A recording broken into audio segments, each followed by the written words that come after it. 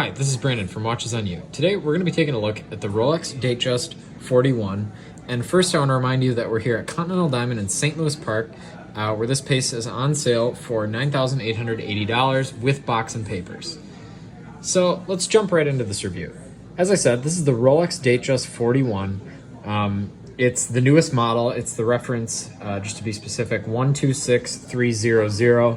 And the Datejust is one of the most customizable models in the Rolex lineup, but I just want to note first it has the Oyster bracelet as opposed to the Jubilee bracelet, black dial, and the non-fluted smooth bezel in steel. And this is a particularly interesting watch for me to review just because it has gone up a lot more than I thought it would, honestly, on the pre-owned market above its retail value. So the retail value on this watch is $7,650, and here it's on sale for $9,880. I've checked Chrono24. That's a very fair price considering you're getting box papers and it's a practically brand new watch.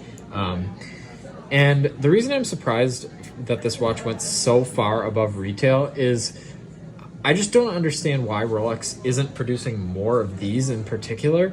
I get the sports models, they want to keep them very exclusive, but really up until a few years ago, the Datejust was more of a kind of attainable model that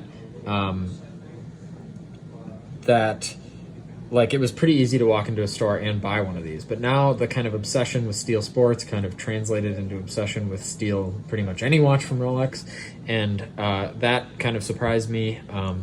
But I think that if you are going to buy a steel Datejust, this is not a bad one to get, just because for me, I think that obviously the fluted one has white gold too, but I'm still going to refer to that as steel. I think that the fluted bezel may go out of style. It does have kind of an older appeal to it, and with the smooth bezel, I think this will look good across the trends that we may encounter kind of in the future. But again, nonetheless, I'm still surprised at how high of demand these watches are in. That's not to say, again, that this is not a great watch. Any new Rolex is a very, very good, well-made watch. They're above pretty much anything else in their price ranges as far as quality goes. Just the thickness of the clasps and the bracelet, the look of the metal, the 904L stainless steel that obviously is proprietary to Rolex. I really love the quality of the watch.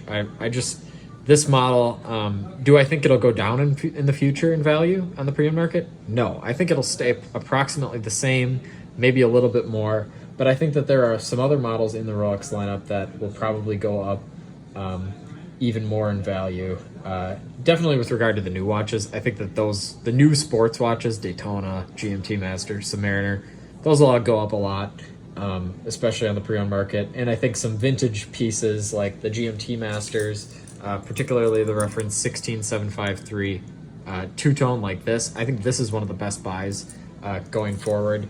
They're very undervalued. They're under $10,000 when in comparison to the steel models. They're a lot less expensive. I think that they're definitely going to close the gap, especially considering that those watches, when they were new, were more expensive than the steel models, considering it's two-tone.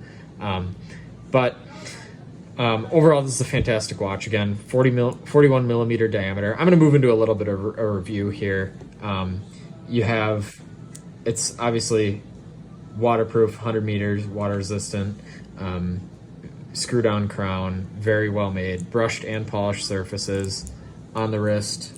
Looks great. I think the 41 may look actually a little bit big going forward in the future. I think watches may start to get smaller, and I think 41 may appear a little bit large. The dial appears if that happens, the dial may appear slightly empty compared to smaller watches like, say, like an Explorer 2 like this. Overall, I think that it might look a little bit big, but right now I have about a 6.5 inch wrist in circumference. It looks great, I think. It's extremely comfortable. Any new Rolex is extremely comfortable. As I say, I mean, they do things so well.